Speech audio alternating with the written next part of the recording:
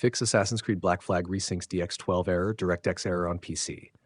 And 1.1, verify game files. Open Steam or Ubisoft Connect.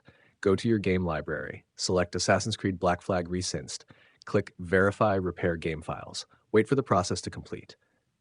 Number 2, update graphics drivers. Download the latest NVIDIA, AMD, or Intel GPU drivers. Install the latest version. Restart your PC. Launch the game again. 3, update DirectX. Install the latest Microsoft DirectX runtime. Restart your computer. Launch the game and check if the error is fixed. 4, install Microsoft Visual C++ Redistributables. Download and install the latest Microsoft Visual C++ Redistributables x64 and x86. Restart your PC. Launch the game again. 5, update Windows. Open Settings, Windows Update. Install all available updates. Restart your PC. Test the game. 6, disable Steam and Ubisoft Connect overlay. Turn off Steam overlay. Disable Ubisoft Connect in-game overlay. Restart the launcher. Launch the game again. 7, run the game as administrator. Locate the game executable. Right-click it. Select Run as Administrator.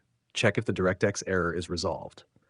8, force high-performance GPU. Open Windows Graphics Settings. Add Assassin's Creed Black Flag Resynced.